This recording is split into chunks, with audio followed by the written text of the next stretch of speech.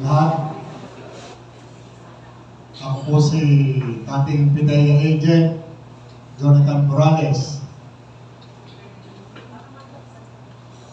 Alam nyo, napakatagal kong inantay yung pagkakataon na ako ay maimbitahan diyan sa House of Representatives. Subalit, talagang yung mga pagkakataon na yun, dumating ako doon sa punto na talagang seryoso ako kinausap ng aking abogado na si Atty. Vincent Badong. Ang tapang, kahit kailan, pwede mo ipakita. Subalit, depende sa laban na pupuntahan ko. Sa mga pagkakataong katulad nito, kung saan yung kalaban natin ay hindi lumalaban ng patas. Nagtatago ang mga ito sa kapangyarihan, taglay ng legislative power.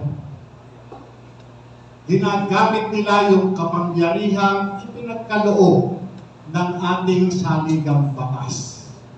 Kapangyarihang siyang sisiin sa karapatan ng lahat ng Pilipino.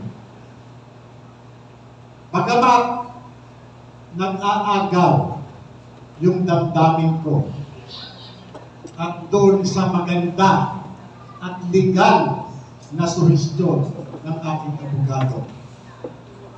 Nabatban sa kalooban ko, sinunod ko siya at ganoon din ng konsensus ng karamihan sa mga kasama ko.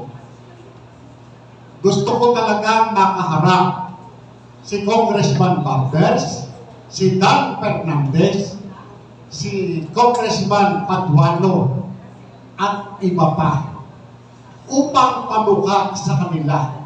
Ginagawa niyo pa talaga yung mandato na pinagkaloob sa inyo ng taong bayan. Nanginginig ako bilang isang dating alagad ng batas. Gusto ko talaga silang sampalin ng katotohanan. Bakit?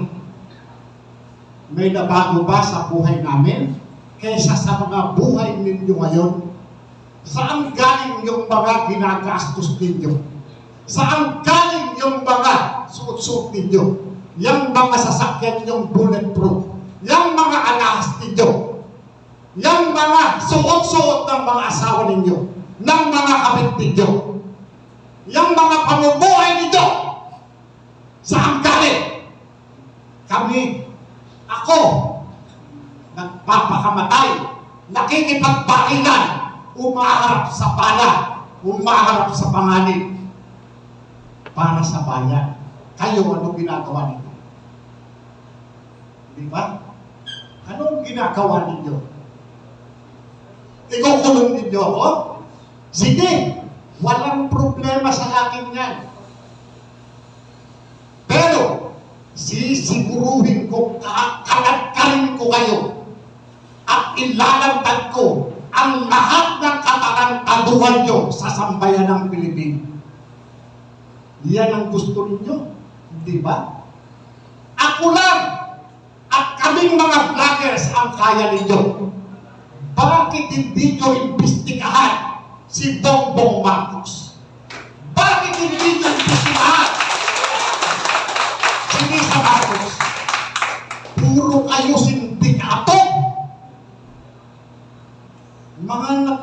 Mga ipokrito kayo. Nakakarinig kayo ng laman. Nakakarinig kayo talaga ng laman. Ako, umaamin ako ng tao na napapatay ko. Kaya nyo bang gawin yan para sa bayan? Alam nyo, sa totoo lang, pagka nakikita ko yung ganito, yung kinakaya-kayanan ninyo yung sambayanang Pilipino na nagpapasweldo sa inyo, nangliliit ako. Nangliliit ako.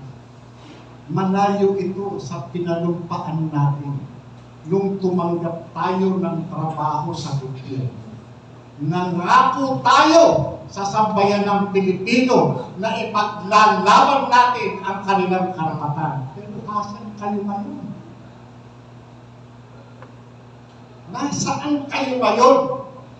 Kayo sana ang inaasahan namin na tatayo sa unahan namin. Ipagtatanggol ang saligang batas. Pero ano ngayon? Wala. Kinatatakutan nyo